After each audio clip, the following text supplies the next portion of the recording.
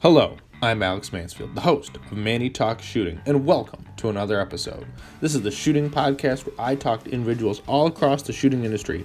We'll talk competition, self-defense, concealed carry. If you like this content, check out our YouTube channel, Manny Talks Shooting. And without further ado, let's get to this episode. Manny Talks Shooting is proudly presented to you by D2 Custom Guns. Did you know that Phil the Groundhog isn't the only thing Puxatawny, Pennsylvania is famous for? That's right, D2 Custom Guns, the home of Dan Heizenreiter and one of the best, fabulous 2011 builders in the country. So make sure you guys go check him out, D2 Custom, anywhere you can see him on the social media, Facebook, Instagram, go check him out. If you see myself, Patches Reader, anyone with the D2 Custom Guns, make sure you go check him out, and you will thank me later. Now, let's get on to the show. Welcome, everybody. Welcome back to another installment of Manny Talks Shooting, the shooting podcast on the internet, because we are not another shooting show. No, my great friends Andy and Jeff over there make a great podcast. Listen to it, or listen to On the Perf with Adam and Adam. Great shows. But anyway, this show is proudly presented to you by D2 Custom Guns, one of the fabulous 2011 builders on the market, right out of Puxatawny, Pennsylvania. You know, Puxatawny Phil, move on over. There's Dan Heizenreiter. He's better than you. But go check him out, d2customguns.com. Get yourself a blaster ordered because you never know. You can always use a D2C in your collection. Without further ado, the man that's on fire in Michigan who has a win streak only beaten by himself. It is Freeman Ogburn. How you doing, Freeman?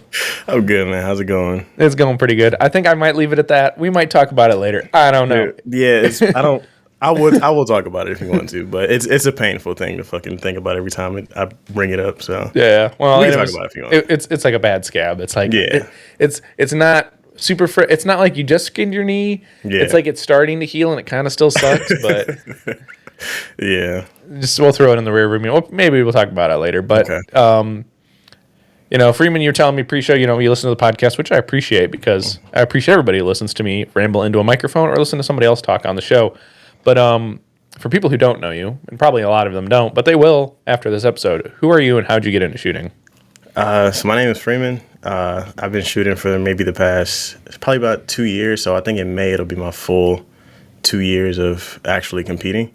Initially, I got into shooting I got my first gun, which is a Smith & Wesson SD9 VE. The million-pound trigger, we all know that Smith & Wesson is. But I got that gun, and I was looking for like training opportunities because I was moving into my own apartment, and I just wanted to get better at shooting because I felt like I needed to be a good shooter as well as a gun owner. So took a class with Chad King from Black Bottom Gun Club, which is out here in Westland, Michigan. It's a Detroit chapter of NAGA, and he introduced me to another guy, Ross Palmer, who was our training director. And from there, they just introduced me to the competition shooting world, and I was kind of hooked on it ever since then. I shot my first like Wednesday practice at Raccoon Hunters, and after that, I was just looking for any match opportunities. Then in my first IDPA. After that, it was smooth sailing from there.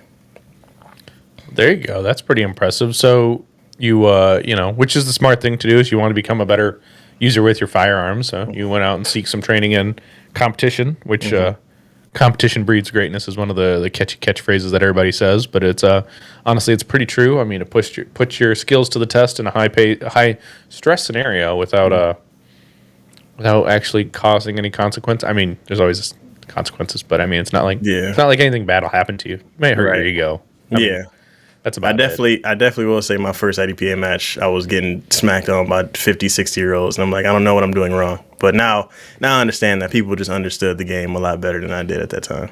Right, exactly. Like, as I was telling the wife, and I've told some of the new guys who shot the match, at Slock the other day, it's like, hey, you're gonna learn, you're pretty good at shooting, but you're gonna have to learn how to play the game. Yeah. Like, learning how to play the game is more than half the battle, I think, when just getting rolled into it.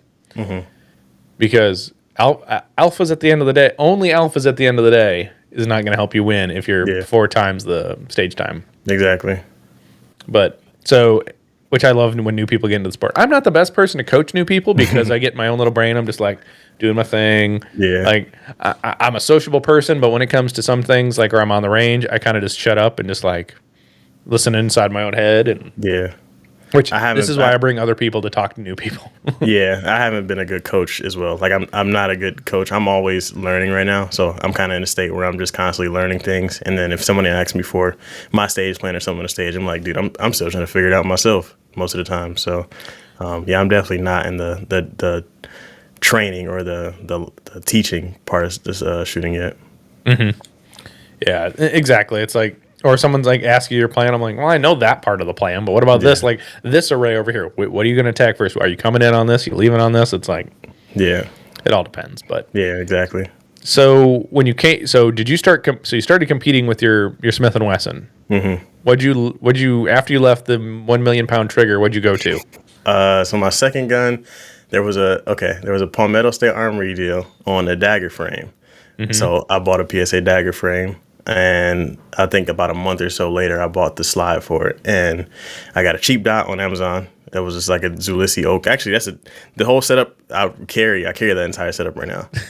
I ran that in carry optics for a smooth 8 months, I think, before I got to where I'm at now. Where you have like a dedicated match gun and yeah, exactly.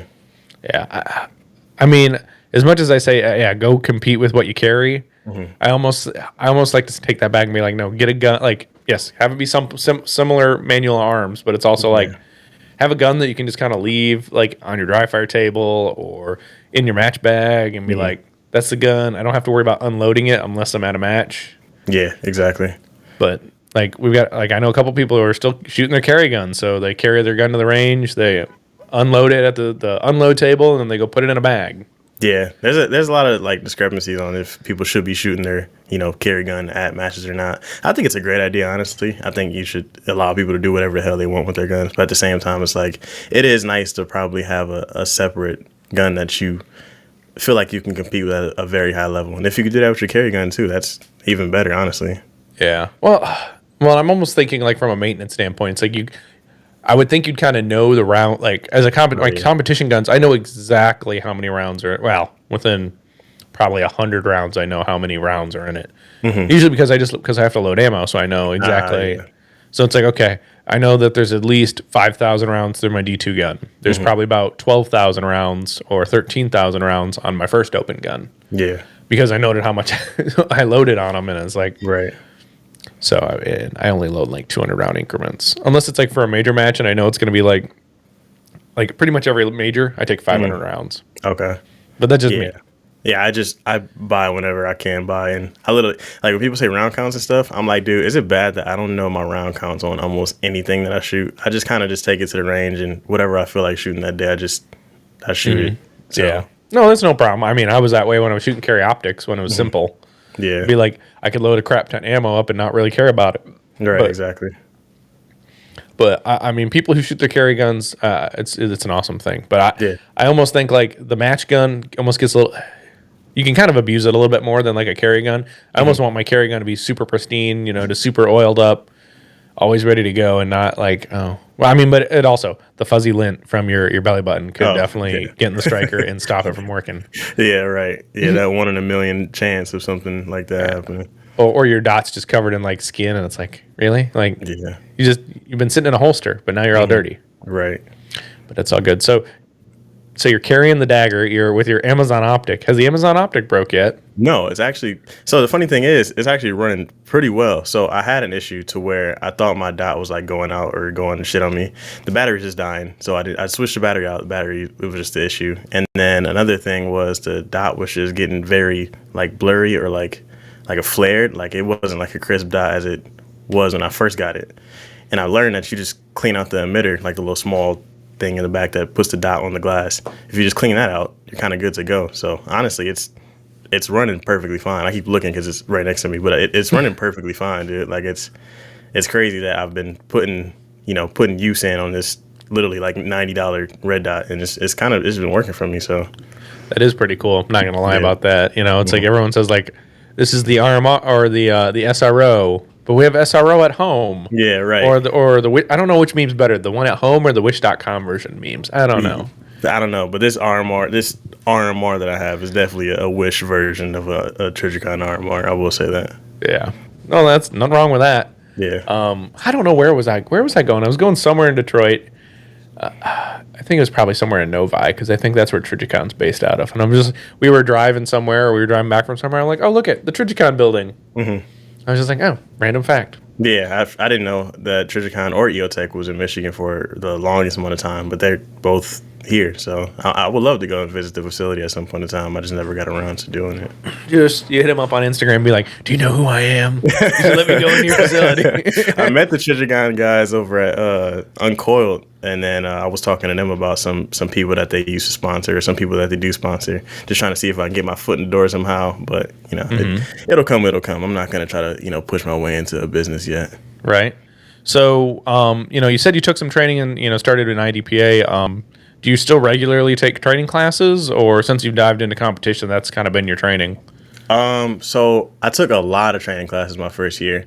I have a whole like manila folder full of like 8 or 9 certificates of me just taking random classes that I found on USCCA. But I took a lot of those just like kind of intro to weapon handling or like draw from holster class. I took a lot of those, but it wasn't until this past year that I actually got signed up for like some real training classes. So like MDFI, I signed up for an MDFI class because I won a certificate to take a free class from them at a match that I was in. So shot with them, met those guys. That's actually where I met AB at, which is pretty cool. So that's really the first like actual training class that I took. Okay, so what was it? Probably foundation handgun, or is it you suck, it's not the gun? It was foundation rifle, because I'm still working on getting my rifle to where I want it to be. My pistol, I'm like pretty solid at. I'm still looking for a pistol class, which I actually am going to take a Travis Tomasi pistol class at the end of this year, which will be amazing, I heard. And then, but yeah, I was just trying to get some more rifle fundamentals down, and they definitely teach well there. I love the guys over at MDFI. They're real cool guys. Yeah, so I'm assuming then that brain space. Travis is teaching at Wayne County. Yep, this will be Raccoon Hunters. I think it's I want to say September, or for the Gugaribas match. So it's I guess a Gugaribas sponsored match. It'll be one day of his class, and then the next day he'll get a chance to shoot with them on a squad. So that'll be fun. I can't wait to meet the guy, honestly. I've met Travis twice.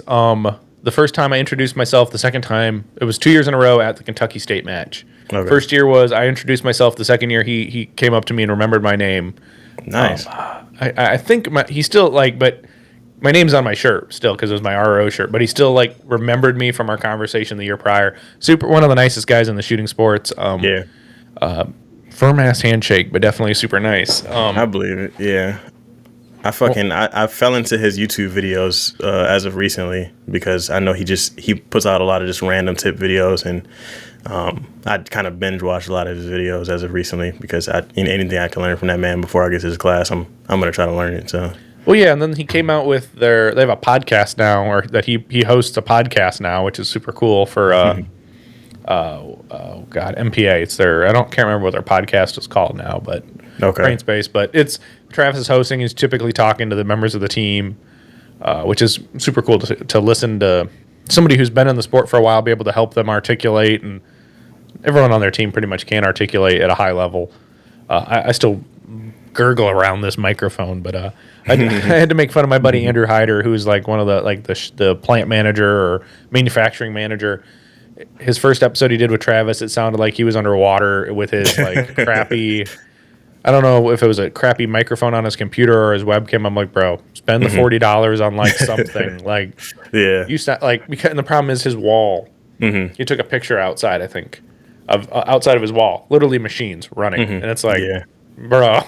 Yeah, good quality audio would definitely make you step away from a video before bad quality video would. So yeah, I am blurry because my potato of a webcam decided to get me out of focus for some reason, and it's not like I can be cool and be like, see my hand, and then walk it back to my face. No, it doesn't work all the time. So people watching the video version, I turn my camera off once in a while just to see if I can get it to refocus on me.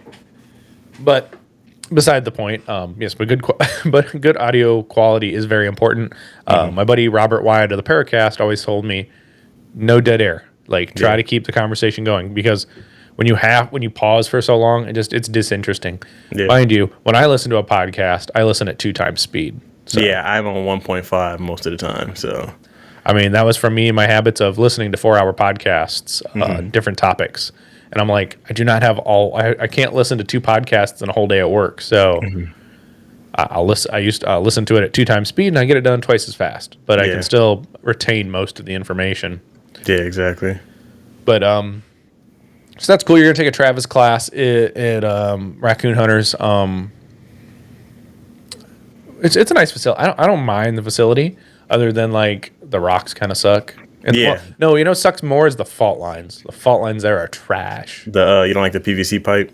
Well, no, not when. So Matt Hall, right? Sounds familiar. Yeah, I know. I've heard of him. He's a PCC GM. So he's an open and master. Yeah. Shoots for Lux Tactical. Okay. Yeah, I've seen his name pop up a couple times. So first match I ever went there, and I was shooting with a buddy, Andrew Guizar, and he's a buddy with Matt. Yeah. So Matt we first stage of the day, he barrels into this PVC fault line, dude. It bowed 7-8 inches, and it's like okay. I mean, I guess I could do that, but it's just like. I don't like PVC. The problem is then when you hit it, you could give on it, and then you could fall over. The wood one's like, I got to snap the wood one for it to break and me fall over.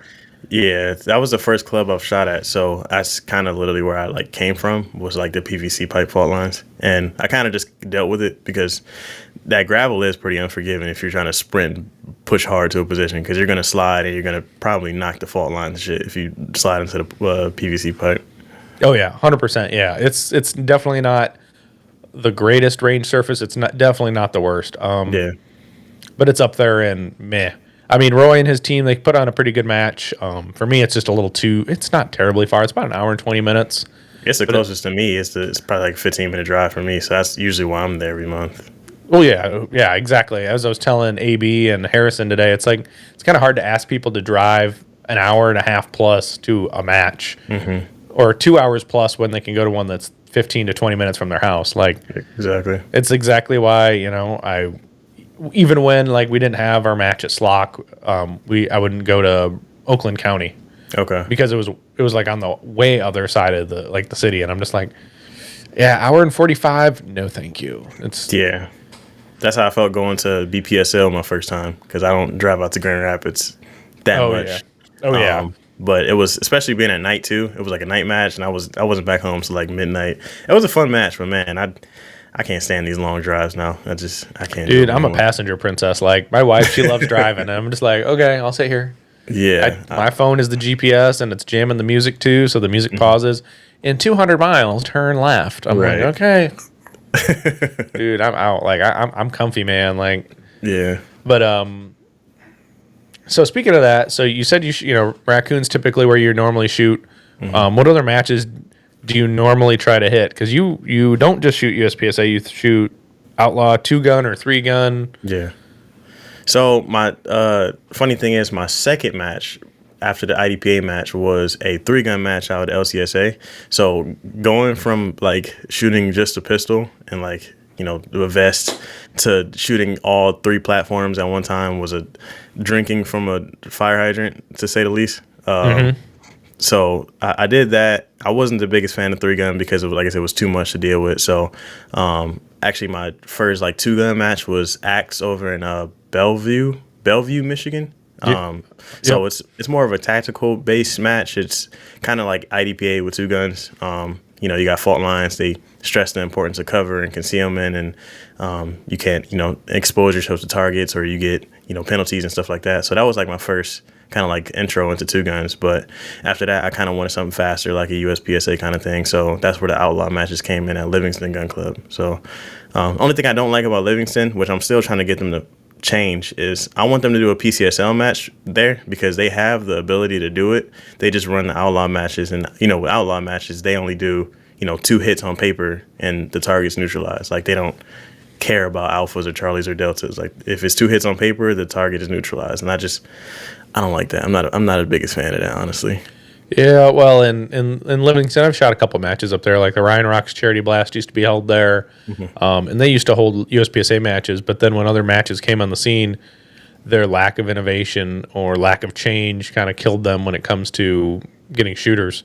Yeah. And the baffles can be a problem, for some bays, right, or some stages, feeling like the same all the time. But But I don't think our friends at Howell, they do a pretty good job with their baffles. I don't feel like their stages have ever been really the same. Yeah. So they're much able to play within the constraints of that. But Correct.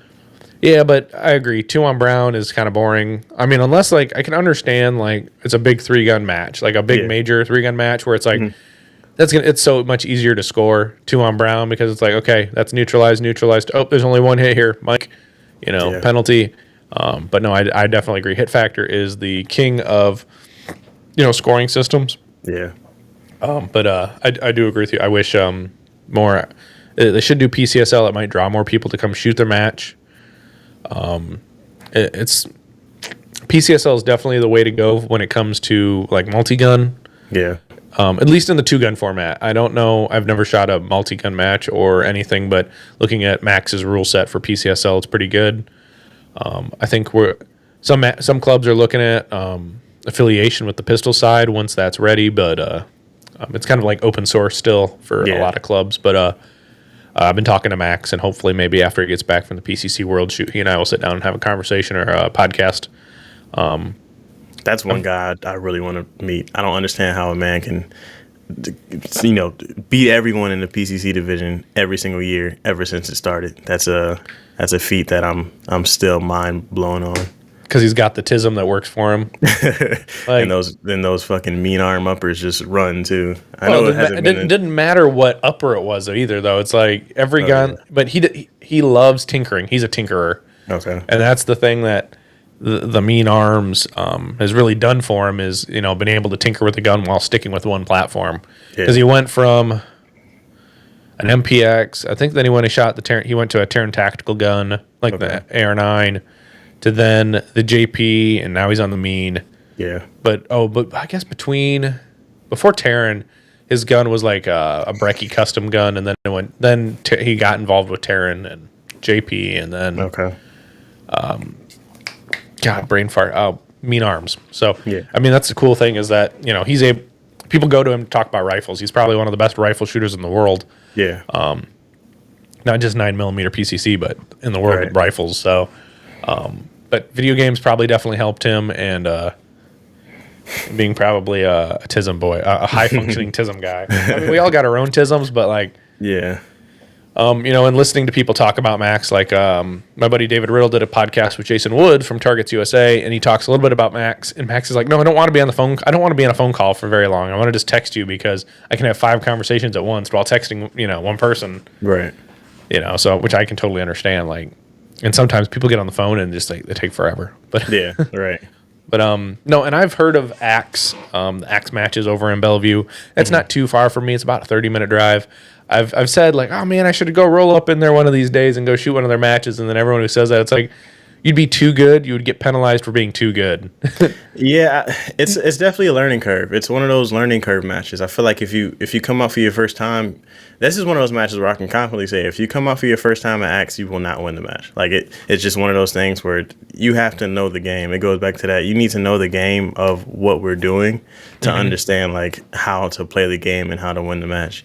So like I said, I've been shooting that for the past like 2 years, and I think only after like 8 or 9 matches, I finally understand like what it is I need to do to actually place well in the match. So. Oh, and was that the match before the Slock match? No, the match before the Slock match was a different 2-gun match out in Berry County. So the Berry County one is similar to Axe, but they have it's just 2 different people running. It's another tactical style match, but it's not as strict as what Axe is currently. Right. So Axe, I remember. So that's at Centerline Gun Club, right? Yep, Centerline. So when I was in the Scouts, when I was a young youth, we'd go and we'd camp once a year at Centerline's property. One year we stayed on the top of the hill by I want to say it's a 100-yard pistol bay, or is it 50 yards? I can't remember if is it 100. I only know the tactical bays that we use. I actually have not to the right. Yeah, I actually have not been anywhere else inside of Centerline besides there, because I usually just go there to shoot the match and that's it. Right. So I think that hill is over all the way towards like so there's those pistol bays, right? Yeah, right. And there's like what, 4 of them? Like 4 in the front and I think like 3 in the back.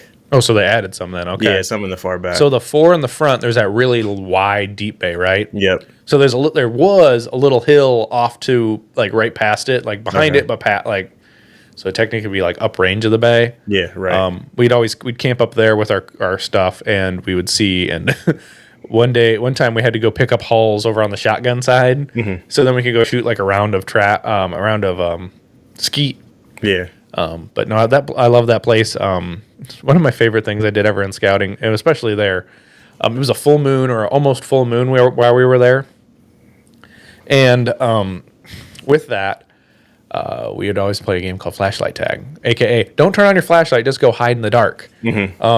Which, dude, I took so many naps sitting on the side of a berm. Like, dude, I'd like sit here with my arms crossed, sitting there on the side of the berm, waiting for someone to try to come and find me. And I'd just be chilling there. I'd be falling asleep in these berms, and then they'd never find me. But it's like high pokey grass. Yeah, right. And then eventually you set it like a phone or a watch timer and be like, okay, it's 30 minutes now. I'm going to creepily sneak back into camp. Right. Yeah. Definitely don't want to get lost out there. And that's probably not the best place to get lost is at a gun range. Yeah. Well, everyone was gone by then, but yeah, that was a cool place. But yeah, maybe I'll go shoot an axe. Can I shoot PCC division or something? Is that a thing? It won't be for score, but you'll be able to shoot a piece. Like, it won't be for like competitive. But you can definitely use it. They'll let you use it. Yeah. Shoot PCC. I'm too lazy. That's my problem. Is I don't want to go buy 223 ammo. I feel the same way. I'd sit in pain every time I got to order some more 223 ammo. Yeah, but you've been pretty hitting it hard with your rifle stuff lately, right? Like, yeah. You've been working on your pistol stuff, but your rifle, you're pretty much you're banging out too. Yeah, I'm trying to at least. It's as much as I can given the ammo cost or whatever. So, but it's mostly pistol. So yeah. So do you ever feel like if you pick up the rifle, you're drawing away from like time you could be better with a pistol? Not really. I know people talk about saying if you're a good pistol shooter, you can typically become a great rifle shooter.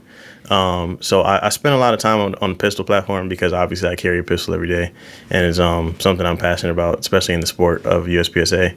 But I don't know. I just feel like training with my pistol also gives me enough insight of how it would be getting good with a rifle as well. So I pick up my rifle in my free time whenever I do get tired of doing pistol, because I do get sick of it sometimes during the day, and I just try to do as much as I can using my rifle. Right.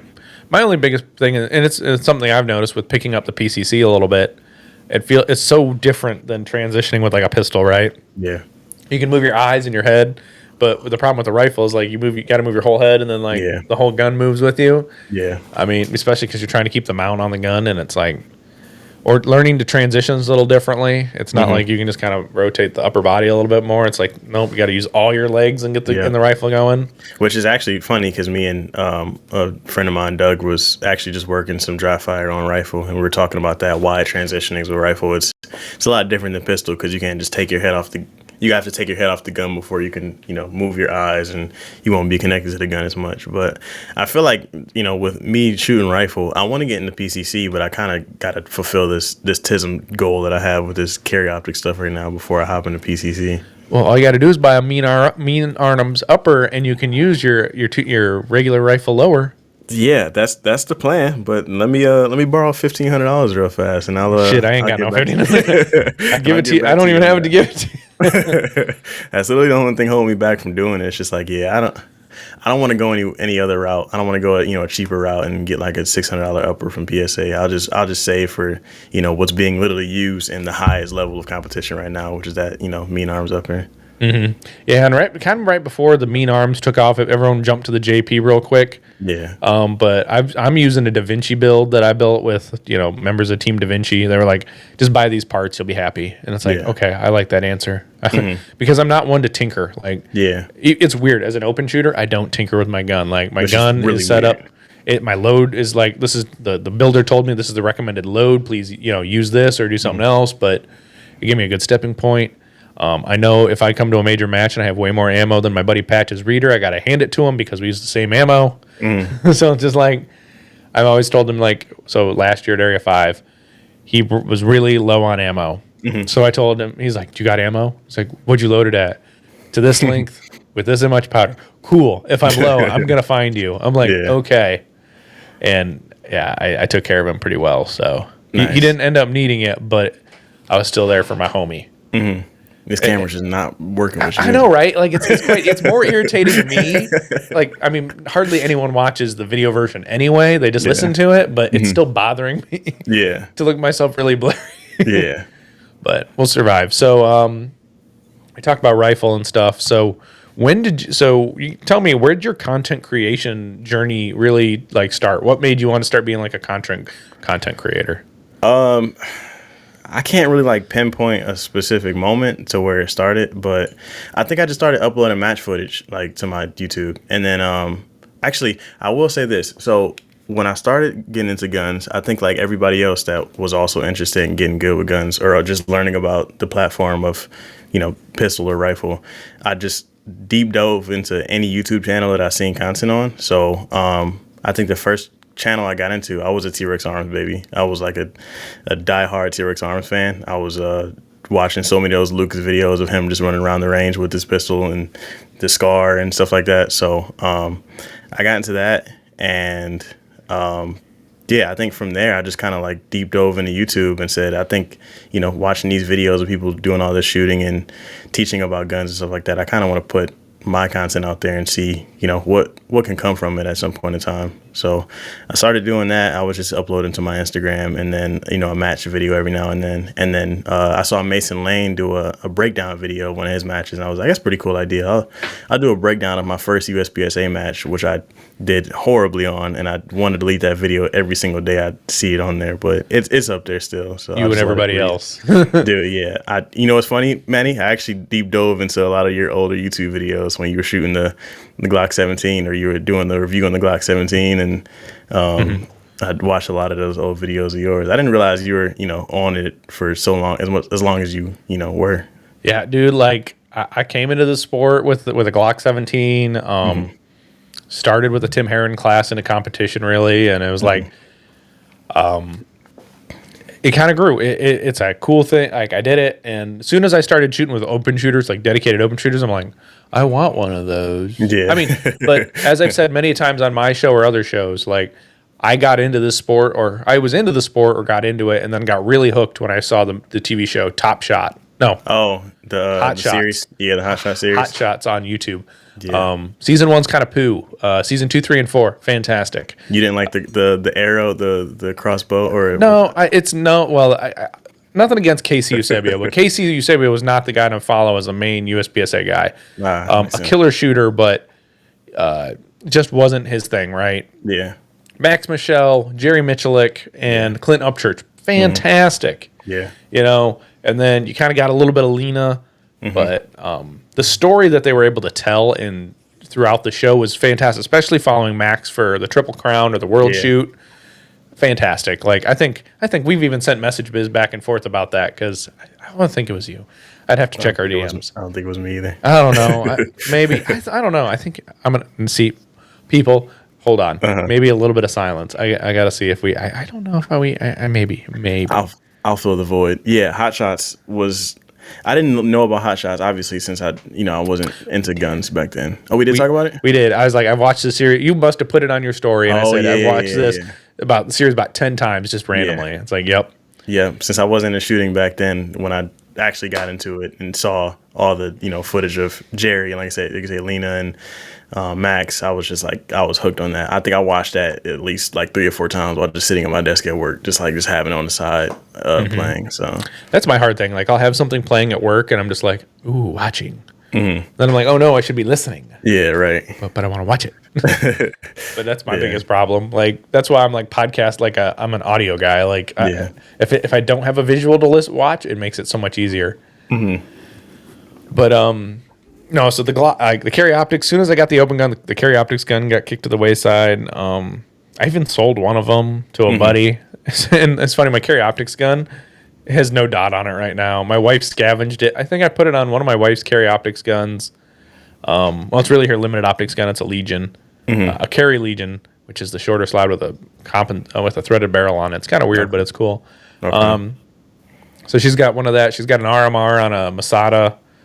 I just took that SRO off of her. Just took the SRO off of the Legion and put the Vortex Defender ST on it, which is a fantastic dot. until she knows how to manual arms the SRO to turn it on. It's just a bitch to turn an SRO off. Okay. Like holding the buttons like for 10 seconds or so, and you got to press them exactly at the same time, or it goes into auto adjusting mode. Okay. But the problem is with the Vortex ST, if you hold the same button to turn it on, like you would an SRO, you turn it into lockout. And her dot was low, so she's like, "Why is my dot not working?" I'm like, "I know the battery's in here tight. Why is this dot not working?" Go to find out, she locked it out. So that's why she didn't. She was gonna shoot the match at Slock, but gotcha. She's like, "We just got to get going. We're already behind. You guys had started like 3 or 4 shooters before we even got started. Damn, because they were all waiting for me." But so she's like, "I'll just run the tablet. That's fine." I'm like, "Okay." But no. Yep. Carry optics gun set in the safe. One of these days, if I really just want to go make master, I'll just get me some 9 minor ammo and go shoot some carry optics. I'll talk about this for a minute. I'm a pretty good open shooter, but when it comes to the classification system, it's fucked in the way for open shooters. You still have to like murder it to be okay. Like I had a great time, even with some trigger freeze on the classifier we shot last weekend. Yeah, 2409. Yeah, which I had never shot that before. So it's like, that's what we're going to set up. So I had a great time, other than a little bit of trigger freeze, poopy hits on a mic. Yeah. And I called him too. And I threw 4 at that middle target too. Because I ran to the left, shot those targets, ran to the middle, shot the right paper first, then the left paper right there, and it was bam, bam, bam, bam. And then I was leaving, I was like, it's not there. And I pull another one, and it still wasn't there. But I was already dedicated to like leaving, so it was kind of like one of those like, it probably almost could have been like an AD, but it was like, no, it's I'm just leaving, so bye. Right. Yeah, I think I did the same thing on the first position because I think I did the same as you. I ran left first, and then trigger freezing on the last target, leaving out of that position. I pulled one that was off the target because I was trigger froze on it, and I had to put another one on it before I moved out. So I'm not used to shooting 3 per target. I'm not used to shooting fast at all because I don't get a chance to really do it much unless I'm at a match. But I need to start working on that more. I think my hand tension is really bad. That's mostly what it is.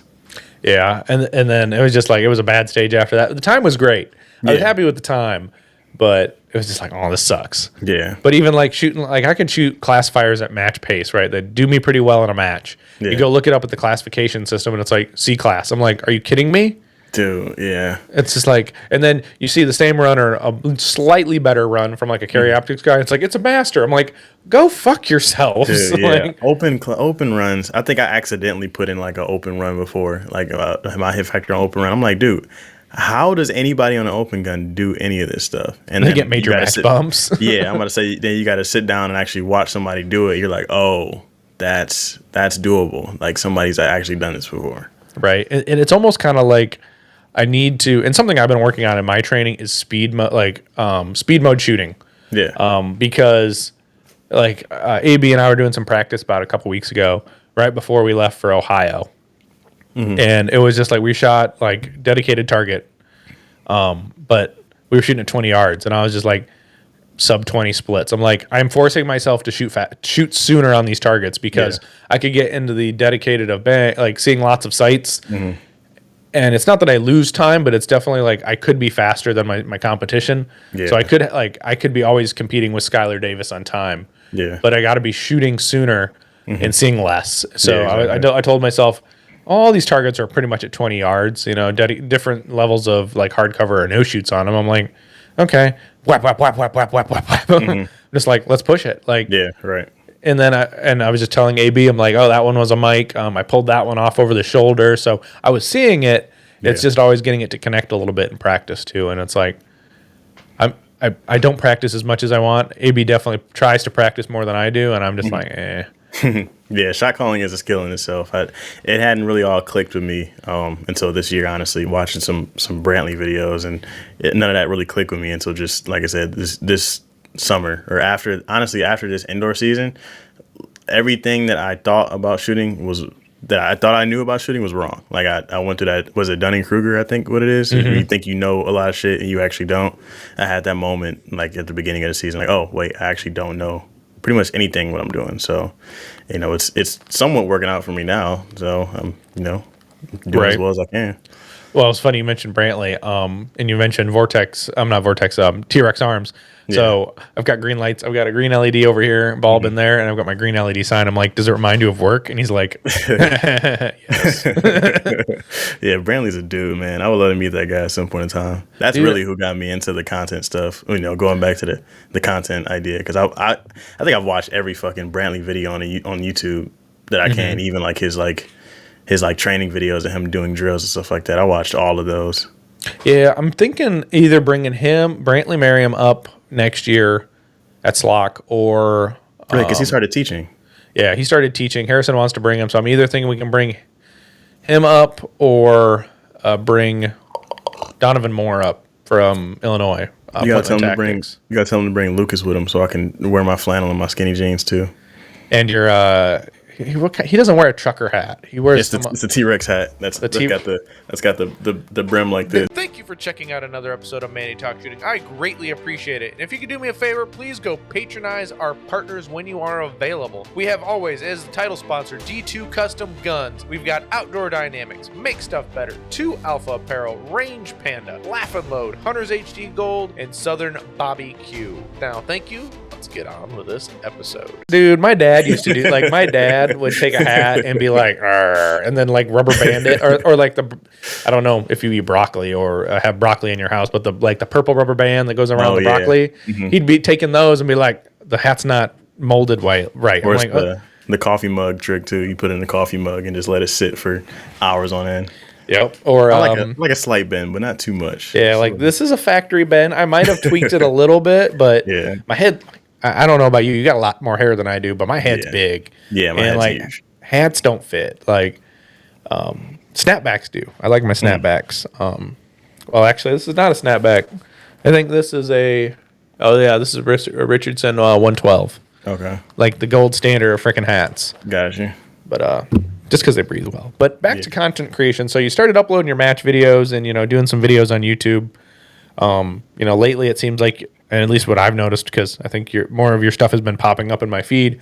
You got good audio, got good lights. I see you got a soft box behind you. Yeah. What, you jumped up in level of production quality like that. Did you just want to create good content or good looking content, or was this something you had from a previous hobby though too? No, honestly, I jumped into video creation. So I think just watching, more and more YouTube, you start to see more and more people actually with good content and stuff that you want to replicate. So I think I watched a video from, I think it was Gunman. He has I can't remember if it's Gunman or not, but it's a white guy with a whole bunch of fancy guns, and he just has a really nice setup, and his voice is cool, and his mic is nice. I'm like, dude, I want to do something like that at some point in time. So that's where the handheld mic came into play, and just setting up lights, and I'm a big fan of just production quality and stuff like that. So whatever I can do to get people to actually tune in and watch something. I've tuned into videos where the quality was just not good enough for me to want to stay. So I was like, I don't want to be in that position to where I'm, trying this hard and trying really hard to make content and get people to bring people in, but they're only staying for the first, 10 seconds of the video because they can't stand what they're seeing. So, yeah, well, and that's so true. The content creation side of things, you got to make a compelling story and make it being entertaining enough. I realized when I stopped doing YouTube, I've talked about this on the podcast too, where my buddy, the Humble Marksman, David of the Humble Marksman, told me, dude, you are not Arik Levy. Do not try to be Arik Levy. And I'm like, yes, absolutely, I'm not Arik Levy. I don't have that voice, nor do I have that interviewing style. But I also realized YouTube is not for me. Yeah. And I say that, but I post my content still to YouTube. Yeah. But I don't make YouTube videos. Yeah, makes sense. I'm definitely not a YouTuber in its own form either, but I enjoy the editing process more than anything. I think coming from an editing background, I've been editing YouTube videos for the past 2 years. It was gaming stuff at one point in time for a friend of mine, and then it got into actual filming of my own stuff. So I've just been really into the whole editing side of thing. And I think once you're locked into editing, you kind of want to film good, so you actually have good stuff to edit. So that's kind of where all that came into play. Yeah, exactly. And like I think one of the biggest things is like we talked about is good audio, right? Yeah. Like having that good audio so someone can listen to you, and especially on the range when like your phone camera is like your phone microphone's a potato. Mm-hmm. I mean, your phone has got a great camera nowadays compared to like what it was like even 2 years ago. Exactly. But you know, like I'm kind of bougie. I use a GoPro, but my GoPro is in the air about like 10 feet. Mm-hmm. So I get the whole stage. Now, it's not very sexy when it comes to like posting it on Instagram. Yeah. But like for the guy who's looking to like get feedback off of it or see the whole picture, it's super cool. Those Insta360s are really nice, like the ones you see literally all around you. Like I've seen Alex Kate with those. I'm too lazy to learn to edit it. Like yeah, that's fair. I'm a lazy editor. Like I edit this, it's cut the first second off, cut the back second, cut it in the middle, put a middle commercial in it. Make sure the audio sounds good when I started it, and like we're calling it a day. Yeah. I tried doing some color correction. The background that I use behind us kind of jacks up a little bit of like color correction because it sees the green and it's like and it's like nah. So I don't color correct it. But I don't have fancy soft boxes. I need to put some diffusers on these, but they're just like they're newer. I don't even know what the name is. The name brand is newer, but they're like LED screens. Yeah. I got one here and I got one here. One's like a white tone and one's like a yellowy tone. Yeah. Well, they're bicolor on a remote that I can play with if I really care. Yeah. I used to stream, so I had like a whole streaming. Like this whole desk is like standing and sitting, and then the keyboard, mouse, the whole PC setup and everything. I used to stream a little bit. So my favorite thing about my desk is the MX. What do we call it? The MX Master S3. By Logitech. We're nerding out right now, Manny. We're nerding out over mouse right now. Dude, but like the shelf is like a godsend. Like I need one of these back at work. Like I have like a downstep of this at work, and it's like I don't know how I can do my job at work without this. But dude, and the side pusher, like I can just flip between tabs over here on this other monitor because that's where my mouse was at. So it's like people don't understand the nerdisms of that crap, but it's like not at all. It's programmable. Like it has different buttons that I can program. Yeah, which is really nice. Like when I'm doing SketchUp or designing stages, and there's so much more functionality in that program itself that over like a regular mouse, because I can zoom in and out with like the side wheel. Yeah. Super nerdy, right? But I never got into gaming. My computers have never been very good on gaming. I'm assuming you probably edit on like DaVinci Resolve, right? No, I'm a Premiere Pro. You still a shit ton of RAM. Yeah. Like DaVinci says you need like 30 gigs to even turn it on. Yeah, I'm running 32 right now. So I use, and it pisses me off. I'm using Movavi. It's a simple editor that has a lot of features that I can use. Because remember, I'm not a good editor, and I'm an okay editor. But it has what I need. And it says, you have a lifetime subscription to it. But it's like every 2 years it makes me buy a new one. Because it's like eventually the app just stops working. And it's annoying. That seems like a scam you should look into at some point in time. Well, the first time it was like 4 years in the program. I was using like an old version, and like I paid, it was like $80. So I'm not like it's not like it's an absorbent amount of money. Like, okay, if you think about it, it breaks down over the month. It's like, okay, I use it. It's paid. It's return on investment. It's been fine. Yeah. But it's also just like I keep like the new year comes up and I see a new ad. It's like, no, I'm not gonna go buy the whole suite again. Like I just use the video editor. Like that's all I need. Yeah, exactly. But I wanted to use DaVinci Resolve, and I bought this new computer, not knowing that DaVinci.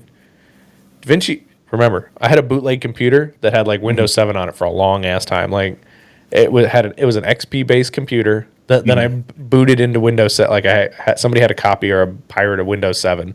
Okay. Got it on there, and then I was like, "Oh, this is crap." Like, eventually, I was like, "Nope, you can't keep adding RAM sticks to this thing." Yeah. So, and of course, it was like, "Oh, you need Windows 10 at least to run DaVinci Resolve." I'm like, "Son of a bitch."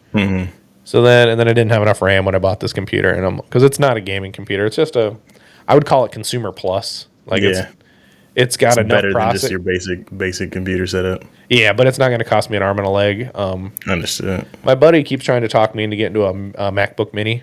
Yeah. Which are those the ones that you just got to plug a monitor into? Like it's its own like system. Yeah, it's like an SDS. It's just like a small. It's like a small computer, but it's packed full of like RAM and everything. Yeah. But it's but I'm just also like, I know Windows when it comes to computers. Yeah. Mind you, I live on my life on an iPhone. Yeah, same here, dude. But like, I'm a PC person. Like, now it is nice to have. I have an iPad. I have an iPhone. Like, it would be nice because you can just share files like instantaneously between all the softwares and all the programs. But I don't want to learn a new ecosystem on the computer. Yeah, and it's a buy-in cost too. You got to, you're paying for that Apple Premium for sure. Yeah. No, I mean, there's plenty of people who are happy, and there's probably screaming at their computers. No, go with the Apple ecosystem. I'm like, yeah, I got my phone. That's about it, guys. I'm on my iPad. My iPad, like, I don't do much on it. Like, I think I take board meeting minutes on the other gun club's board that I'm on, and I sit there and type on it. I'm not sure if any adult uses their iPad as much as they should be using it, honestly. Like, I have one too, and it literally is my alarm clock in the morning. I set it outside my door, and I just turn it off in the morning. That's usually what I do. Really? That's it's your alarm clock. I just set it outside my door so I can actually get up and go turn it off, and that's how I get up out of bed. There you go. I have the most obnoxious ringtone to get out of my bed. Yeah. Like, and I hear people use it as like a phone-like alarm, like other phones ringing in public, and I'm just like, no, it's not 5 o'clock yet. Yeah. Stop. Yeah. But it definitely is. Yeah. My computer's not, so I'm not fancy on my editing software because I can't. Gotcha. And I'm definitely not one to want to edit a podcast on my phone on like iMovie. Definitely not. And iMovie sucks like on your phone. No offense. Like the thing that pisses me off sucks in general. You can just say it. It's okay, Manny. iMovie sucks. Just say it. Well, iMovie's fine when you're just like slapping things like in a long line. So say I want to put the POV and then the third person together. It's fine for a quick phone edit. Yeah. But like when I want to like stack them, I can't because I can't zoom. But the worst part is I can't edit it and then put it into like into portrait mode. Like I can't put it into 9:16. Mm-hmm. Or is it 16:9? It's 9:16. 16:9 is the horizontal. Yeah, I can't get it vertical. And it's like, this is crap. Like I want to post a version to YouTube and a version to, Instagram. Right. And I can't do it. And I got to do it on my freaking computer. But the problem also is when you record in 4K in a GoPro, I have to I can't just dump the 4K video. Like the 3-minute 4K video off of this thing is still like 10 gigs. It's too much space, yeah. So I have to cut it on my phone, download it on my phone, and then throw it to Google Drive and pick it up off there. And it's way smaller that way. Yeah. But I don't lose any of the quality either, which is really bizarre. Yeah. And then I throw it in the video editor and I slap it together and it's fine. But also, very lazy person who's a content creator. This is why I call myself a podcaster, because I'm like, it's all that really matters is the audio. Yeah, right, exactly. But so I saw you at the match on Sunday. You had your GoPro hat cam with the big old headdress thing still, and then you had a road mic on too. Yeah, so I was filming a little side thing. Me and Ryan Fowler, where I've been staring at this Premiere Pro shit all day and I haven't been editing it at all, but I filmed a little like a vlog kind of thing, kind of a match breakdown with me and Ryan, because I wanted to get Ryan to get out there a little bit more, because I think Ryan's gonna be an issue in the near future. He's really good right now, but Ryan Fowler's gonna be an issue in the near future. So I wanted to bring him on and kind of do like a our mindset on each stage kind of thing that you guys had set up, and then a talking point after. I didn't do as well at it as I wish I would, but I'm also going to still put it out there because it's good exposure for S-Lock and then for Ryan as well. Right, exactly. But then the big thing too, I tried doing that. I did that a couple years ago where I'd take my phone and record like a blurb after the stage. Yeah. And usually it was like I'd either forget to do it after each run, or I'd be talking 3 stages later where it's not super fresh anymore. Yeah.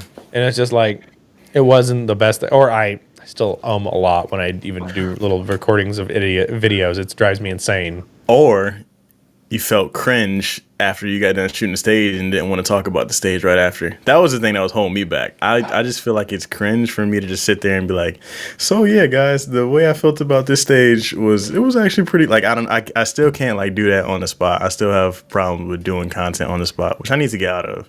Yeah, but it's also hard because like, you talk in a language, we talk as shooters talk in a language about the stage that makes no sense to someone enjoying basic general content of the vlog. Yeah. And I've even tried to, do it as the morning of, like, all right, we're driving to the match. Here's my match expectations for myself. This is my goal that I'm kind of setting, right? Being still like process focused, and that's one of the biggest things about my shooting is stay process focused and push through it. Don't get stuck on a result.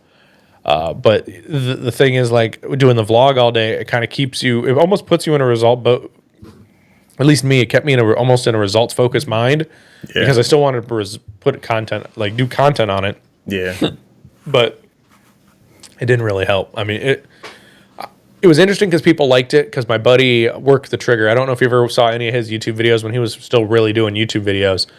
He would do that after every stage. He'd talk about the stage a little bit. And he just doesn't have enough time for practical shooting. He lives down in Indiana, over there in by Terre Haute. No, not Terre Haute. Lafayette, Indiana. Okay. But he just got too busy, and I always remember when we always were talking like every day. He's like, "Man, every stage I want to have a 6 hat factor," and I'm like, "It doesn't work like that, bro. Like sometimes the max on the stage is a 4, right? Because it's how the stage is laid out. You can't like say I need a 6 hit factor or it wasn't good. I'm like, right. The top guy at the match didn't shoot a 6 hit factor, but you know stages are always different. But and that's been a thing too is learning the game, right? Like doing the time on things. Like all right, like. This stage is going to roughly be a 10-second to 15-second run. Yeah. Stage 3, right? Yeah. How many people went left versus right? I know me and probably Harrison went left. But the first guy that ran it was actually Ryan. Ryan was just like, I'm going to take it for the middle because he felt like he could shoot fast enough. And I think he did beat me on time. But I was trigger freezing really bad. He had a really smooth run. And I trigger froze really bad. But like I was telling him, I told him during the video, every single person, there were so many mixed like reviews on which way you should run on this thing, if you should stay in the middle, if you should go left. It's been done like great both ways, but you know, it just depends on the type of shooter you are, I think. Right. Well, and on that stage on 2409, I think that one particularly, it all depends. Are you faster at how fast are you at getting the gun up? Yeah. Is really the big thing. Or can I sacrifice that and get some movement on it? Yeah. But which it all depends on personal preference and how you want to shoot the stage.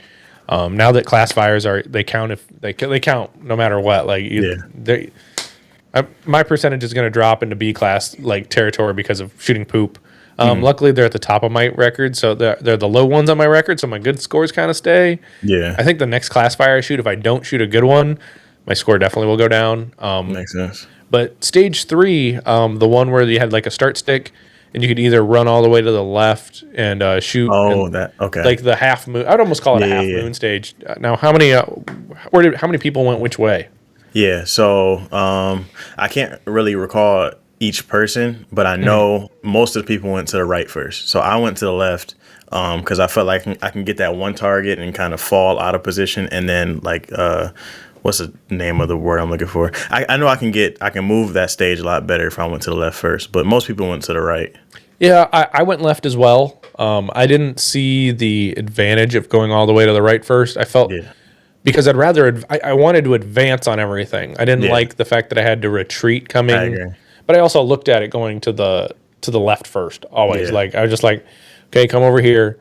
And then just keep shooting on the move, pop, pop, pop, pop, pop, pop. And then and how I entertained it was I shot all the targets I could, went all the way to, I shot through the port. So when I got roughly to the last position, I shot the target through the port, I went to the side, shot the double stack, and then I transitioned over to that one target you can see from the end, which was in the middle of the stage, but I didn't stop for it, so I just shot it at the end.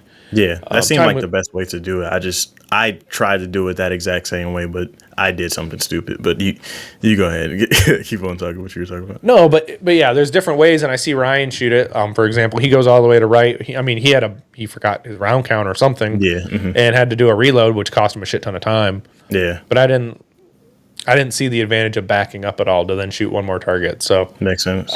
But that's where it's all about skill level and what you're understanding and what you can do. Yeah. That's on those kind of stages. Now, you can be totally honest. What did you think of the first match at Slock? It was cool. The first stage was definitely the hardest with those 2 targets pushed out. I forgot what distance they were, but I know they were more than 25. Yeah, they're probably 35, maybe. Yeah, it's probably about 35 or 30 to 35, I'll say. Yeah, I think the only complaint I had about the entire match was the amount of dust I was kicking up, and I was sneezing the entire day. The dirt on the range was really light, and I was kind of like kicking it up, and every time somebody would shoot, the dirt in the back berm, it would just fly up, and I don't know. Other than that, it was a great match. Though. It was cool seeing everybody. I just hadn't got a chance to shoot with AB in a while, and I hadn't got a chance to shoot with Ryan in a while, and then actually like formally meeting you and stuff too was actually pretty cool. So, but it was a pretty cool match. You guys put on something really cool. So yeah, I got lucky. I joined the club, and then luckily Harrison's like, yeah, I'll help you guys out, and he's like, I'll design stages. Great, because I'm not. I'm an okay stage designer, but I don't want to do it ever. I don't have the creative juices to get it flowing, and I'm just like, no, thank you. I opened practice him once, and I closed it because I was like, I don't know what the fuck I'm doing. I'm gonna leave this software alone for a little bit. Well, and dude, I just found out how to scroll, like pan left and right without clicking on anything. I'm just like, because I'm used to SketchUp where I drag my middle, like I can click my middle wheel and drag around, and not touch anything, and it just lets me pan or look to the left or right in the same spot. And I couldn't figure that out in practice. I'm like, this can't be that clunky. I must be missing something. Right. And I figured it out finally, but it was, I just go in there. Harrison says, "Oh, I've got stages done. Cool. I'm gonna look at them, and then after that, I just call it a day and be like, okay, I would like you to tweak these 3 things on this stage, this thing on this one, and they're usually super nitpicky anyway. It's like, hey, we don't want to be shooting any bullets into the ground, so push this target back. Or usually, like his first couple stages they were bad. He built them like halfway out of the bay, so he built the bay. And then he put the stage like a quarter out. I'm like, that doesn't work. Put it in the bay. Like, click everything and push it forward. Right, okay. Just because I'm like, you want this distance. I understand that. But it's also like the rounds of the targets aren't going to work. Like, they will eventually hit the bottom. And you can't have any rounds hitting the floor. We've got our own troubles. Like, I mean, like teardown, I think wasn't a big pain in the butt. It's not a big issue, but it's not easy. Yeah, I mean, you're still starting to. I mean, I think most people that has done matches, like, they have an efficient way of doing it. And honestly, the fact that your guys' barn is so far away kind of fucks you guys up, too. That's the big thing. Like, not even that it was, hey, tear this down, put it on a trailer. It's the fact that the barn is super far away from the last bay. Yeah. I know here in the future we're going to be talking to the range and be like, hey, can we build just like a lean-to structure and just store, like, enough walls for 3, 4, and 5 right there. Because between 4 and 5, there's that long stretch of fence. Yeah. And we could just put it right there and be like, boom, you can put the wall feet, some fault lines, and walls right there. Right. And be like, and then you're only really taking them up for 1 and 2. You're only pushing them to the barn. So then that's kind of, it makes everything a little bit faster. And people know, okay, if I end on these 3 stages, all the crap goes here, the nails stay in a pile, and the target sticks stay in a pile, and we pick those up. Yeah, I say give it a couple months, honestly. If you guys don't get it like completely together by the end of this year, and I think next year will be a really solid year for, S-Log matches. Yeah, we're gonna try. This is the way the range is making money, really. I mean, there's no structure really on, we've collected our dues for the month and we've got our bills for the year, but there was no real extra money in the budget. So starting USPSA is kind of the way to bring in some money. Yeah. Which is nice. But got to make some money for the club first before we can kind of ask them really hey, can we spend some of the money we brought in? And I mean, other than consumables, but like, hey, can we buy stuff to build a structure so we can store this stuff easier. Right. And if in the winter, if they want to say, hey, put it all in the barn, okay, I don't care. Yeah. But for matches, like, I don't want to have to drag it all the way. Like people are going to be like, really? I tore this whole stage down. Now I got to stay and go put it away in the barn. Like, it's kind of hard. And then I don't know how to make it any better to the shooters. Be like, hey, for teardown, I need you to stay. Yeah, and right. I mean, the one trick thing is if I give nobody the code to the gate, it means nobody can leave. It's evil. Yeah, no, and I don't want to do that to people. I was like, nope, no, thank you. No, I thought we did pretty good. I mean, the team Harrison, it just sucks. It just was 3 of us who built that whole match, but it was super cool to see your photos today, which was nice because we're talking today, and the photos were cool. Now, when did you get in? Did the photography come from doing the content creation for the matches, or you've always been a camera picture taker? Honestly, no. So I got into photos. I was actually just taking pictures for that camera that I use is actually my fiance's camera. She just had that for the longest amount of time. It's an A50-100 from Sony. And I kind of just picked it up because she hasn't been using it. So I bought a lens for it that's like pretty decently like close. So I'm not, too close to people while they're shooting.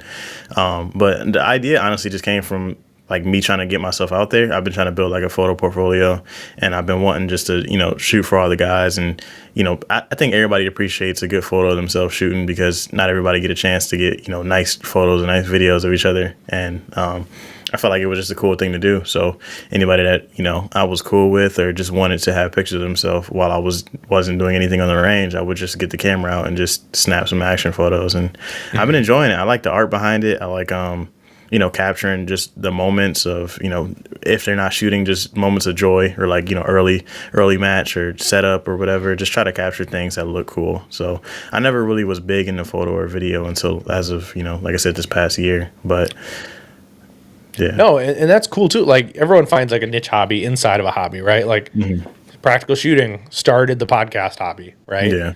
Like, it was my way to talk to better shooters than myself without like wasting their time with a million Instagram questions. It was like, I want to do a podcast, and then more people can enjoy it, and me be selfish, which worked out really well. And I grew my name, and everyone's like, "Oh man, it's Manny Talks Shooting." It's like, yeah, I mean, I don't talk shooting. I talk with people who talk shooting somewhat. Right. Yeah. I mean, most of the time it's just conversation. I mean, it's tangentially related to shooting, but there's so many different facets of people too, where it's super interesting to find out about their hobbies and their interests. And we all enjoy practical shooting, but we all have our own crap outside, right? Like, talking to a bunch of different shooters, like who, which I didn't know, is people who were also high school swimmers, like I was. Like, right. And then we talk about that stuff on the show. It's super fun. Like, or people who were professional or semi-professional hockey players. Okay. Like, things that are cool. Like, and you just get to know more people about people, and then it makes it more personal when you see them on the range. And it's not like, oh, it's every guy who's really good at shooting, because we all started somewhere too, right? Like that journey along the way. Like, exactly. I came into the sport with way too much ego. I was like, all right, I'm going to shoot my first class fire match. I'm pretty good. I dry fire a lot. I dry fired real good and a lot. No, it was crap. It was like, I'm going to come in B class. No, got my ass kicked. Came in at like C class, and I was like, okay. I think eventually I got there. That's the theme, I think, with a lot of people that I think it's mostly with people that played sports in the past, or like had some type of hobby that was competitive in the past. I think most people feel like they're better than what they actually are. And I kind of had the same thing. Like I said, the IDPA match, I went to a match. I was like, I've been dry firing for like the past 3 weeks. I'm like, I think I can, keep up with these guys and win in and place, at the bottom 10 of the whole list, because I didn't know what the fuck I was doing. So, right. And specifically about IDPA, it's like, you got to know the game, right? You got to know what you can't do, and don't got to shoot them in a certain order. Like, I think that's probably the biggest thing, is shoot them in the right order. Yeah, exactly. You don't get to stage plan necessarily in IDPA, but you got to be like, all right, I got to shoot that guy, that guy, that guy. Yeah. Then it doesn't matter. Yeah, exactly. I'm not the biggest IDPA person anymore, mostly because, like I said, I didn't do much IDPA because I didn't have the on belt, like side 3 o'clock, 4 o'clock holster kind of situation with the vest. I wanted to run appendix, but raccoon hunters, no appendix like anywhere on, you can't use appendix at all. So that's kind of what made me hop to USPSA and end up getting a whole belt rig and everything. Yeah, which I understand the rules, like from a a liability standpoint, but it's also like, and that's what people learn, right? They posted vividly that, hey, you can't do this, right? Yeah. Just like at Linden, you can't do it. I don't think you can do it at Linden either. Oh, well, thanks for telling me that, because I was gonna run appendix at Linden. Is it? No, never mind. Scratch that. Well, maybe. Practice score. Here I come. Now I'm gonna email someone at Linden, because I was gonna shoot that match from appendix in the next couple of weeks. Oh, let's see, Linden, Linden. It's funny because that's the street I live on. Oh, nice. All right, Linden's match. Let's see. Appendix carry and inside the waistband between 10 and 2 is prohibited at Linden. Any muzzle pointed over the berm at any time is a match DQ, and any drop gun at any time at an LCS property is a match DQ. That's good to know. Glad I didn't. But dropping a gun outside of a course of fire, technically at a USPSA match, is not a DQ. Mm-hmm. I mean, and truly neither is pointing your muzzle over the berm at any time a match DQ either. Right. It's the fact that in the rules, they can ask you to leave, which essentially means you're going to DNF everything, a.k.a. you're going to lose. So, okay. So, yeah, definitely. which is a bummer, right? Like when clubs have that thing, but it's what they want to do. It's the rules, man. You gotta listen to the rules of the law of the land. Yep. Or if it's raccoon, it's the law of Roy. Yeah. Doesn't matter what the rules is, whatever Roy says. You're not getting shit past Roy. Whatever Roy says goes. It doesn't matter if it's against the rules. He's like, well, Roy said, okay, fine. Yeah. I'm not going to argue. And it's just easier to go that way sometimes. I enjoy Roy as a person. I haven't talked to him in a long time, but you just like it. Roy is Roy. Yeah, I haven't seen him in a minute, but he's been a dude too. He's helped me out a lot. Honestly, Roy is probably one of the bigger reasons why I'm so caring about the USPSA sport, because he has a lot of passion in it. Like, he's very welcoming to new people that are there. He's willing to talk to you about anything that you need to know, and he tells you the first time he meets you, he's gonna make you spend some money. Like, you're gonna end up spending some money if you know Roy. Yeah. Oh, and that he's an asshole. I mean, but he does say that half the time. Which Roy knows he's my boy. But but just if you piss him off, bring him some Diet Pepsi. And he'll be happy and be like, "Oh, thank you," and be like, "You get 10 extra alphas today." No, not really, but it definitely in the mood category it goes up. No one ever buy any drinks at that gas station right off the highway though before you like turn to the club. Is it Haggerty Road? I know that. So if it's Haggerty in 94, I think I know what you're talking about. The one that's connected to the Tim Hortons. Yeah. Yeah, I go there every now and then. Is it dude? Like I bought 2 like 1 liter Pepsis, and dude, it was like $10. Oh no, I don't go there and buy much soda. That's what it is. Well, and I bought it for Roy. I was like, oh, son of a bitch, like, because I wanted him cold. I didn't want to give him a warm drink. I'm like, that's just like a dick move. It's like, oh, here, I got you something, but you can't drink it till you get home. But yeah, no, I was like, and she's behind the bulletproof glass, and I'm like, okay, that's fine. I mean, got to do you, but it's also like, yeah, no, I'm gonna not buy drinks anymore. I'll stop at that exit prior and get back on. You gotta get used to that around here. Like I said, growing up in Inkster and Garden City and Wayne, that's all they had, and gas stations and restaurants with the bulletproof glass. You got to just deal with that. Oh, that's fine. I don't care. That don't bother me. It's more the price of the soda. Yeah, I'm just like I could get the same thing for $4 back home. That's just an hour down the road. Yeah, I gotta drive over there here at the end of the month because I gotta go pick up Charlie Perez because he's teaching a class up here at Oak Hill. Oh, nice. Okay. Yeah, before I got the in at SLOC, that's where I was running classes out of. Like if I brought an instructor in, it's a great location. You'll see it for the sectional if you don't come before then. But I'm gonna try to make it out there at least once. I need to. It's a good match. It definitely pushes you on the distance, kind of like how we at SLOC, but they have like 50-yard deep bays, so you'll probably have a 25+ yard shot sometimes. But it makes sense in the stage too. It's not just like, hey, you can start on the really far targets. No, it's like you start in another position and then you like shoot these really long targets far away. I've seen plenty of DJ Dave Doubles videos of him shooting Hail Marys at targets out there at Oak Hill.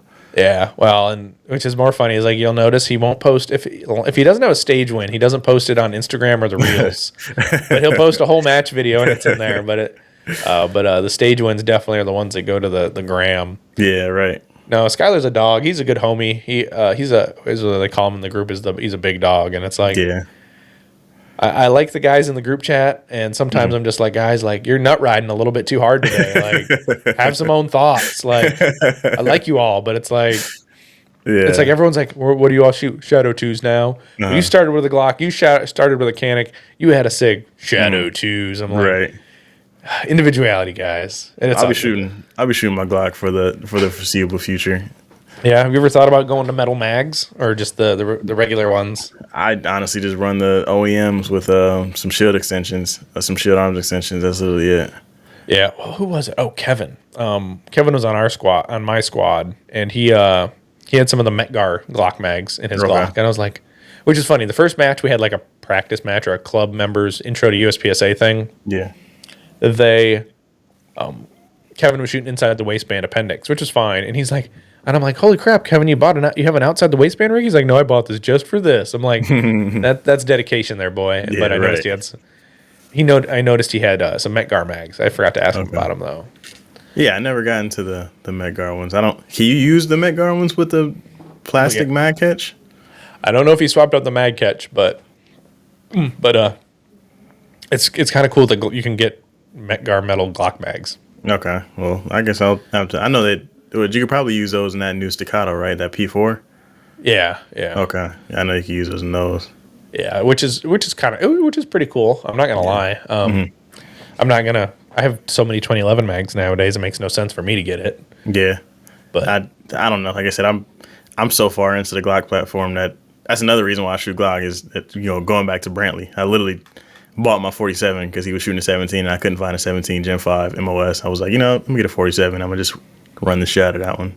well, there's nothing wrong with that. But yeah, what was? Oh, it's funny enough. All my Glock mags with extensions, like with Terran extensions, they're with a buddy. I haven't seen him in I've seen my buddy, but the mags I haven't seen in a year because he's running a platypus and he didn't have like any high cap mag. I wouldn't say high cap, but 24 round mags. Yeah, like, I just don't have any. I'm like, okay, well here you go. I'm not using them. Yeah.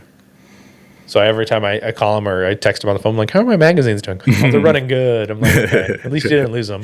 Yeah. Those Terran base plates are pretty nice too. I know they run for a pretty penny, but they're pretty nice too. Yeah, and I used to have some continuous precision base pads. They were aluminum. They're made somewhere over in Detroit. They make a Glock trigger. Okay. But their base pads, I was able to literally dry fire enough with them. I cracked them like on the bottom. Yeah. And I was just like, yeah. And then eventually, the thing that covered the lip of the magazine kept it would shear off. It would crack and then shear off. And I'm like, oh well, this one's trash now. Yeah. I did break their trigger. I put a continuous precision Glock trigger in at one point in one of my guns, and I broke their trigger. That's, I guess, fucking testing and evaluation on their triggers. Yeah, that's. Well, and it was funny because my buddy worked the trigger. He got a bunch of triggers like the Apex and but in this trigger, and it was an okay trigger. It just was not made for people who dry fire a lot and just kind of work the dingus too much because that's what broke. And I'm just like, it's safe-ish. Yeah, right. But so I sent it back, or no, I sent them a couple pictures, and they sent me a new one. Okay. I never put it in a gun though. I was just but that's by the time the Timney came out, and the Timney trigger was bananas. And although I had to modify the gun heavily to make it work right. Well, so on the Gen 5s, it's the dual side slide stop, right? I cut that thing off. Okay. I just left it like it was like a Gen 4 where it was just on one side. Okay. Just because it was dragging on the trigger bar. Okay. And it was making the reset of the gun terrible. So I got you. That was one of the Glock perfection days. Yeah, I've had really no issues with my Timney and my 47. I know a lot of people, you either get a super good one, which I think I got, or you get a really shitty one, which most people I've seen on YouTube have cried about their false resetting Timney triggers. Yeah, and it just takes some time to get used to and let it break in and figure out what kind of. The problem is when people do, I'm going to do the minus connector here with the Timney, and then it doesn't work. Yeah. I think the best upgrade I did for my Glock was put a brass butt plug in it. Yes. Yeah. And same just to add a little bit of weight to the back end of the thing, and then I put the grip tape, the vicious grip tape on it. Okay. And it was nice and grippy, mm-hmm. but it also made my hands bleed. Yeah, the sandpaper texture from Talon Grips fucked me up so bad. I went to their Pro Texture instead. So you gotta lotion. You must lotion your hands too much then. I don't know, man. I don't know what it is. You be moisturizing. Yeah, I don't know what the hell it is, but yeah, that sandpaper texture is some shit. Mm-hmm. Yeah, it's definitely not something I want on a carry gun. That's for sure. Right. Mm-hmm. But yeah, so we talked a little. I think it was pre-show or maybe. But what are your goals for the rest of the year? So I know we discussed. I have not shot a major match yet, which is kind of disgusting. I've been doing so many locals that I'm kind of pissed off how many locals I've been doing. Even though I'm learning something from the locals, but it's just I also think I need to get into some major matches and kind of get humbled and smacked around a little bit by some people that are taking it a lot more serious. I'm not saying that local matches aren't a test of my own skill, but most of those people there are just there for the weekend, just hanging out and having a good time with their friends. When you get to the major matches, you're used to seeing the guys that spend their time like I spend my time dry firing and all this stuff. So I guess my goal is kind of just to make my name known in the sport, just for being a good shooter, but also just being a cool person. I think there's a lot of ego when it comes to a lot of people shooting, and I want to be anti-ego in a sense. I kind of want to be as open as I can to as many people as I can, and just do as well as I possibly can in this sport. So I'm just gonna keep continuing to do the same thing I've been doing because, like I said, it's been working. We talked. I had like a five match win streak from just like local matches of me just literally going balls to the wall, trying my hardest. Not trying my hardest, but like just using all the things I learned over the winter of just shooting sooner and doing all my dry fire stuff. I'm just really into the sport itself, and I think I just want to keep on being successful at it in general. Mm-hmm. Yeah. Well, and just, pushing yourself, learning new things is always a good thing, right? Like always trying to learn from your mistakes or how to get it going. It's okay. You can only defeat yourself, I guess. Yeah. So your gear, I wouldn't even say you had an oopsie. Your gear had an oopsie. Like, the thing is about that, Manny, I know we're going to talk about it, but like, I don't even think it was my gear. I honestly think with me being, I don't think I had my holster tight enough. I didn't have the retention tightened down enough. Like, it was enough to where you could jump up and down with it. But I think I guess we're going to talk about it. My gun came out of my holster at a match while I was going into prone with a rifle, and it hit the ground. And everybody knows, you drop a gun on the range, you get disqualified. Yes, it fell out of your holster. Did it drop on the ground? No. And I wouldn't say it bounced out when you were laying on the ground. Yeah.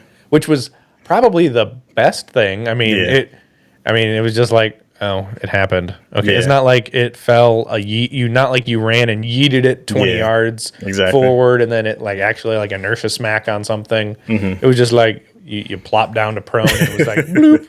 Yeah.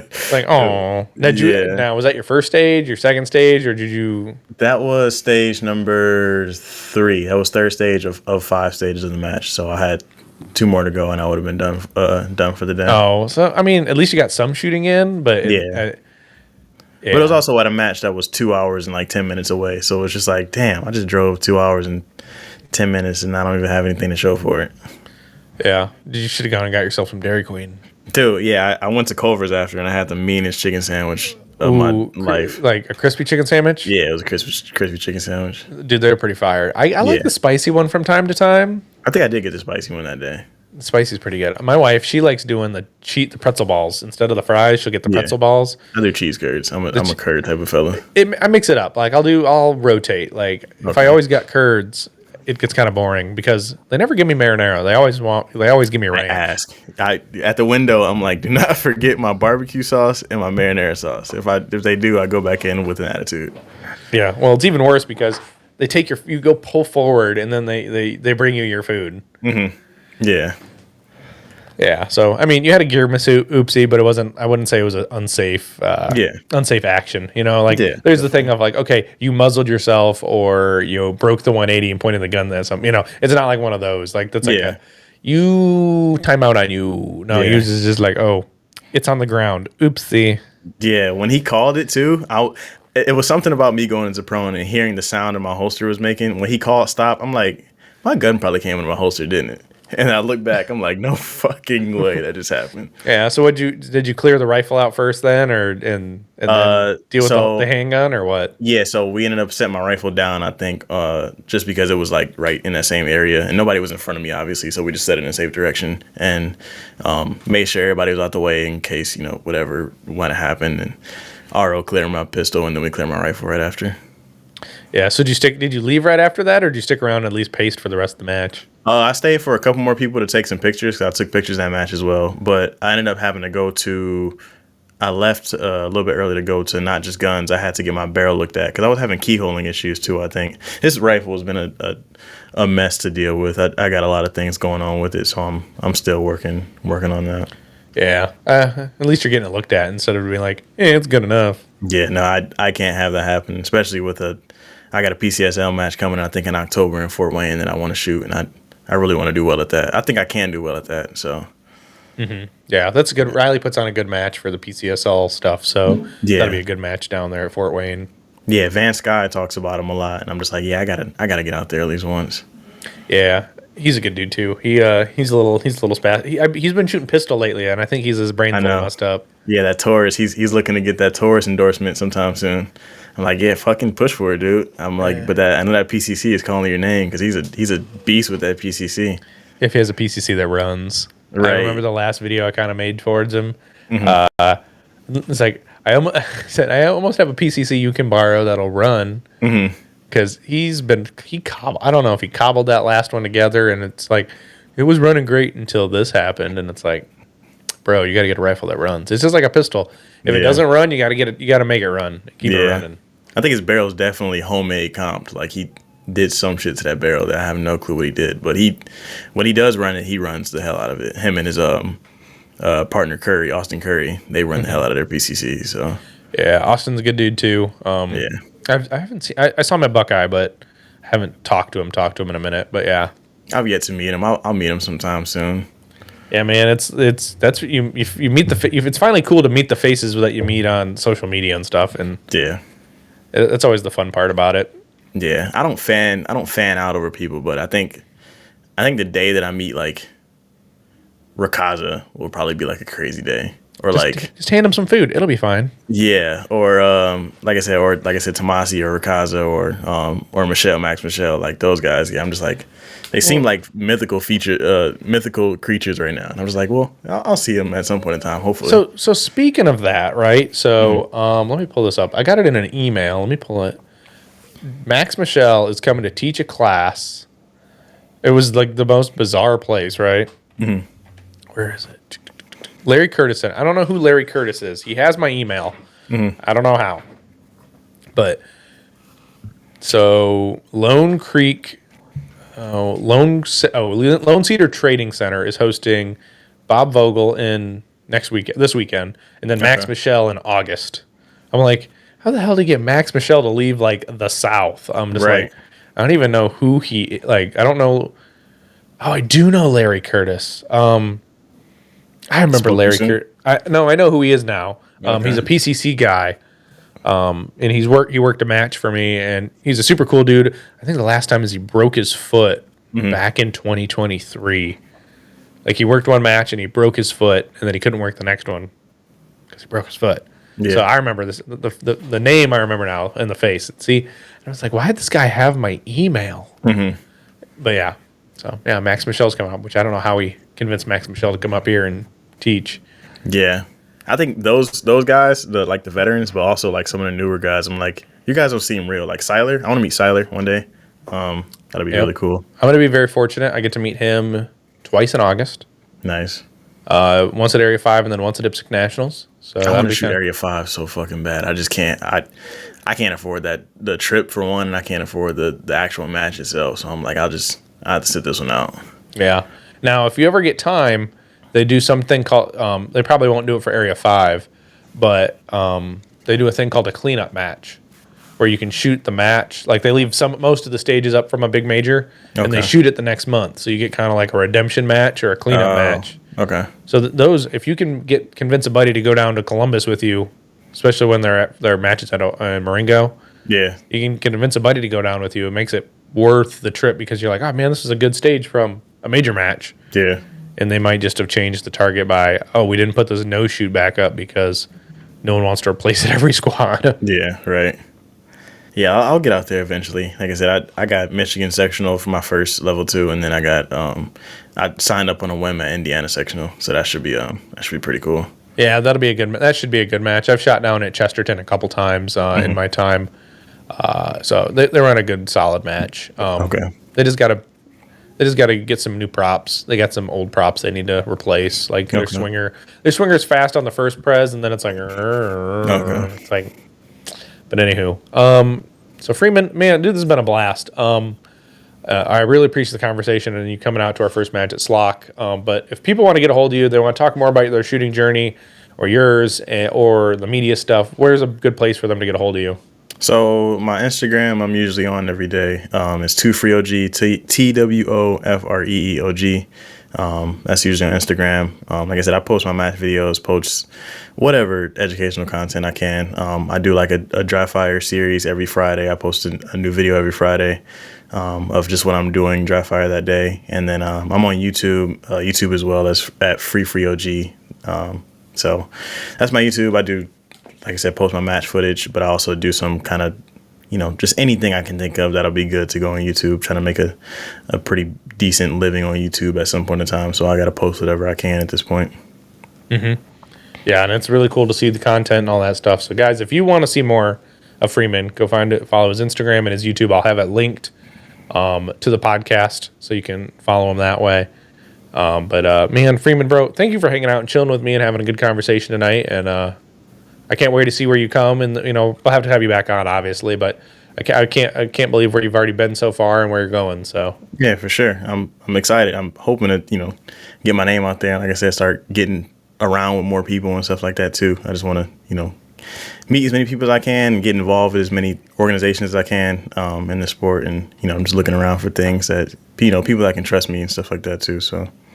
Mm-hmm. Oh, absolutely. And I have no doubt that you'll be able to do that. Yeah. But brother, thank you again. And to the listeners, get out and do the things. I'm going to see you on the next one.